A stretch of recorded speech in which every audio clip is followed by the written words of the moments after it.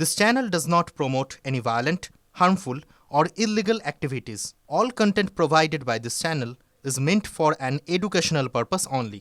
রাজ্যে দুর্যোগের জেরে বিদ্যুৎস্পৃষ্ট হয়ে মৃতের সংখ্যা বেড়ে ৯। কলকাতার পর শাসনে বিদ্যুৎস্পৃষ্ট হয়ে মৃত্যু। ড্রেন পরিষ্কার করতে গিয়ে মৃত্যু সাফাই কর্মীর। কলকাতাতেও ৮ জনের মৃত্যু হয়েছে। পুজোর আগে এতগুলো পরিবার তাদের প্রিয়জনকে হারালো, এই ঘটনা অত্যন্ত দুর্ভাগ্যজনক। কিন্তু যেভাবে মাননীয় মুখ্যমন্ত্রী সমস্ত দায়ভার সিএসসির উপরে ছেড়ে দিতে চাইছেন, এইভাবে দায়িত্ব ছেড়ে পালানো যায় না। কলকাতাতে আমরা দেখি সেইভাবে কোথাও তার ঝুলে থাকে না। ব্যাঙ্গালোরেও তো জল জমে, কিছুদিন আগে হায়দ্রাবাদে জল জমেছিল, কোথাও তো আমরা দেখিনি যে ইলেকট্রিকের তার ছিঁড়ে মানুষের মৃত্যু ঘটছে। কেন কলকাতাতে বারবার হয়? কলকাতা জুড়ে এই যে অব্যবস্থা, এর জন্য দায়ী কে? এই সঞ্জীব গোয়েঙ্কাদের সাথে সম্পর্কটা কারা রাখে? কারা সঞ্জীব গোয়েঙ্কাদের কাছ থেকে ভোটের সময় টাকা নেয়? এই প্রশ্নগুলো এখন উঠলে পড়ে, তখন কিন্তু মাননীয় মুখ্যমন্ত্রী জবাব দিতে পারবেন না, পালাবেন। সেজন্য দায়ভারটা নিতে শিখুন। সবসময় লোকের ঘাড়ে দায় চাপিয়ে দেবেন, কখনো রামের ঘাড়ে, কখনো শ্যামের ঘাড়ে, কখনো যদুর ঘাড়ে, এটা চলবে না। জল জমার সব থেকে বড় কারণ জল নিষ্কাশনের ব্যবস্থা সব বন্ধ। সেই বন্ধের একটা বড় কারণ বিহারের জল, ইউপির জল, উত্তরাখণ্ডের জল, মানে প্লাবন। ওদিকে ডিবিসি, ওদিকে ফরাক্কা, ওদিকে পাঞ্চেত, ওদিকে মৌরাক্ষী, এগুলো একটাও আমাদের আন্ডারে নয়, এবং এর ড্রেজিংয়ের টাকা আমাদের কাছে 1 পয়সাও দেওয়া হয়নি। এটা পরিষ্কার।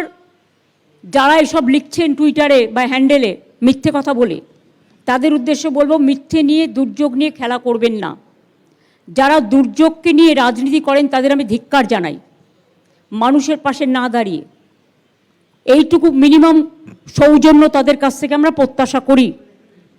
উত্তরাখণ্ডে অত ধস নামার পরেও, অত মানুষের মৃত্যুর পরেও আমরা কিন্তু একটা কথাও বলিনি। বলতে পারতাম। দিল্লিতে যখন জলে টুবুটুবু আমরা বলতে পারতাম, মহারাষ্ট্রের জলে টুবুটুবু আমরা বলতে পারতাম, ইউপিতে জলে টুবুটুবু আমরা বলতে পারতাম। উত্তরাখণ্ড বৈষ্ণু মাতার মন্দির থেকে শুরু করে সব জায়গায় ধস নেমেছে, আমরা বলতে পারতাম। কিন্তু জেনে রাখবেন, ভদ্রতার একটা সীমা আছে। রাজনীতি করলেও আমাদের রাজনৈতিক সীমা লঙ্ঘন করা উচিত নয়, এবং প্রকৃতি আমাদের হাতে নেই। মনে হচ্ছে প্রকৃতিটাকেও আমরা কন্ট্রোল করি। আপনারা জবাব দিন না, ফরাক্কার ড্রেজিং কেন হয়নি? ফরাক্কার জল তো বাংলাদেশকে দিয়েছিলেন, তারপরে তো ড্রেজিং করার কথা ছিল, কেন করেননি? পলিমাটি জমে গিয়ে সেই জলটা আমাদের এখানে চলে আসছে। বিহার ইউপির জলটা ফরাক্কায় আসছে, ফরাক্কা থেকে আমাদের গঙ্গায় আসছে। তা গঙ্গা যদি জল ধারণ ক্ষমতা কমে যায় এবং জলে জলে প্লাবিত হয়, তাহলে কলকাতার জলটা যে আমরা ফেলবো, কোথায় ফেলবো? আমাদের সরকার আসার পরে আমরা 5.5 লক্ষের ওপর পুকুর কেটেছি, সেই জলটাও সেখানে গিয়ে পড়ছে। 500 চেকডাম করেছি, তাতে গিয়ে জল পড়ছে।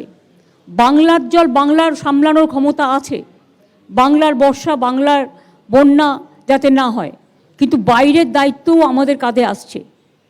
তার উপরে এই অসম্ভব প্রাকৃতিক দুর্যোগ। 4-5 মাস ধরে বর্ষা চলছে কন্টিনিউয়াস। গ্রীষ্মকালটাও বর্ষাকাল হয়ে গেছে, শরৎকালটাও বর্ষাকাল হয়ে গেছে। এমন একটা অবস্থা যে বর্ষার মধ্যেই, দুর্যোগের মধ্যে বর্ষাও তাড়াতাড়ি এসছে এবং পুজো এবার তাড়াতাড়ি এসছে, এবং সেই জন্যেই মানুষকে সাফার করতে হচ্ছে। যেহেতু কলকাতায় আজকে এত দুর্যোগ হয়েছে বা একটু আশেপাশে, মেট্রোর কাজ হচ্ছে, আমাকে এনকেডিএ থেকে বলা হলো এবং হিটকো থেকে, তাদের সমস্ত মেটেরিয়ালস পরে সমস্ত নালিগুলো বন্ধ হয়ে গেছে, ফলে এনকেডিএটা ডুবেছে। এনকেডিএর এরিয়াগুলো, হিটকোর এরিয়াগুলো, এটা আপনাদের মাথায় রাখতে হবে। যারা একটা কাজ করে তারা দিনের পর দিন রাস্তার মধ্যে পাথর ফেলে রেখে দেয়, বালি ফেলে রেখে দেয়, মেটেরিয়াল ফেলে রেখে দেয়, ফলে জলটা বেরোবার জায়গাটা হয় না, আর বৃষ্টি হলে সেগুলো নালায় ঢুকে যায়। এটা দায়িত্ব তাদের নিতে হবে, যারা এর জন্য দায়িত্ববান, দায়িত্বশীল।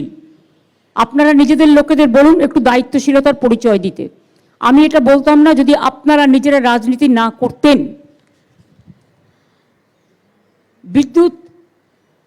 বিদ্যুতের কারেন্টে এবং বিদ্যুতের জন্য 8-9 জন মারা গেছে। আমি সকালবেলায় সঞ্জীব গোয়েঙ্কার সাথেও কথা বলেছি এবং তাদেরও বলেছি যে আপনাদের যেখানে যেখানে যা তার পড়ে আছে এটা আমরা দেখি না, এটা রাজ্য সরকারের হাতে নয়, এটা প্রাইভেট সেক্টর, আমাদের সময় নয়, এটা বামফ্রন্ট আমলের সময় থেকে ওরা পেয়েছিল। সেই বিদ্যুতের তারগুলো ঠিকমতো যত্ন করুন। এবং হাওড়ার কিছুটা অঞ্চলও তার মধ্যে পড়ে, দক্ষিণ 24 পরগনা, উত্তর 24 পরগনা অনেকটা অঞ্চল পড়ে। যারা মারা গিয়েছে তাদের পরিবারকে সাহায্য করার এবং তারা যাতে কোনো কাজে সুযোগ পায় তার ব্যবস্থা সরকার করবে। কিন্তু বিদ্যুৎ দপ্তরও, বিশেষ করে সিএসসি দপ্তর, তাদের দায়িত্ব অস্বীকার করতে পারে না। তাদেরও 5 লক্ষ টাকা করে কম্পেনসেশন মিনিমামে ফ্যামিলিগুলোকে দেওয়া উচিত। যদিও মৃত্যুর কোনো বিকল্প হয় না। প্রায় 9 জন মারা গেছে ইলেকট্রিকিউশনের জন্য। কলকাতায় মারা গেছেন 8 জন এবং গ্রাম বাংলায় মারা গেছেন 2 জন। একজন বিষ্ণুপুরে আমতলায়, আর একজন মারা গিয়েছেন শাসনে, উত্তর 24 পরগনায়। সুতরাং তাদের দায়িত্ব তারা পালন করবে, আমাদের দায়িত্ব আমরা পালন করব। আমি এখনও বলছি মৃত্যুর বিকল্প কখনো কোনো টাকা পয়সা দিয়ে হয় না। আর কলকাতার যে 8 জন বিদ্যুতীকরণ হয়েছে তার মধ্যে একজন মোংলাহাটে, সে শেক্সপিয়ার সরণির একটা সিকিউরিটি গার্ড ছিল। আমরা সমস্তটাই খবর রেখেছি সকাল থেকে। এবং গঙ্গার জলটা যতক্ষণ হাই টাইডটা না কমছে, আবার যদি রাতে হাই টাইড হয় তাহলে একটু সতর্ক থাকতে হবে। তবে হাই টাইডটা আমার মনে হচ্ছে আগামীকাল থেকে সম্ভবত লো টাইড হতে পারে। এখন লো টাইড চলছে, কিন্তু আবার রাত্রের দিকে জলটা বাড়বে। আবার এই জন্য কালীঘাট সংলগ্ন অঞ্চল এবং তারপরে যদি বৃষ্টি হয় তাহলে সেটা আবার কিছুটা প্লাবন হবে। কিন্তু তারপরে লো টাইড যখন হবে, জল ধারণের ক্ষমতাটা বাড়বে, তখন আস্তে আস্তে জলগুলো পাম্প করে বের করে দেওয়া যাবে। আমি মেট্রো রেলকে রিকোয়েস্ট করব, আপনাদের রাজারহাট, নিউ টাউন, সল্টলেকে যত মেটেরিয়ালস পড়ে আছে আপনারা ড্রেনেজগুলোকে ক্লিয়ার করার চেষ্টা করুন আর মেটেরিয়ালগুলোকে সরিয়ে রাখার চেষ্টা করুন, যাতে ওই অঞ্চলের নালাগুলো যাতে বন্ধ না হয়ে রাস্তায় জল জমে যায়। Please take care.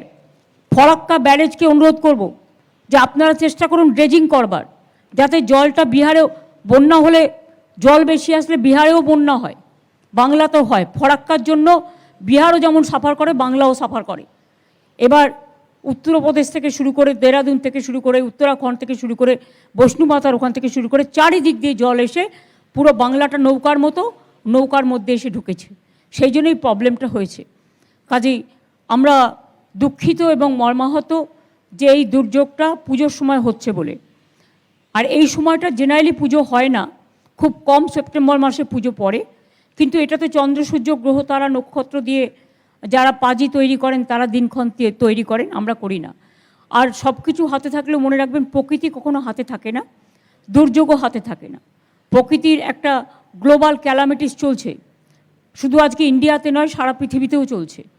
সুতরাং সবাই ভালো করে পুজো করুন, কিন্তু সতর্কতা অবলম্বন করে। সতর্কতা মানে ভয় পাওয়া নয়, সতর্কতা মানে যাতে ইলেকট্রিকের তারগুলো ঠিক থাকে। লোডশেডিং হলে কন্ট্রোল রুম আছে, তাড়াতাড়ি আপনারা খবরটা দিন, যাতে তারা সঙ্গে সঙ্গে আমাদের স্টেটের যেটা আছে রাজ্যে, সেটা এখনও কোনো অসুবিধা হয়নি। কিন্তু কখনো কখনো যদি হয়ে যায় আপনারা সেগুলো কন্ট্রোল রুমে জানাবেন। কন্ট্রোল রুমের নাম্বার অলরেডি আমরা সংবাদপত্রকে দিয়ে দিয়েছি এবং আমার ফেসবুক, টুইটারেও আপনারা দেখে নেবেন।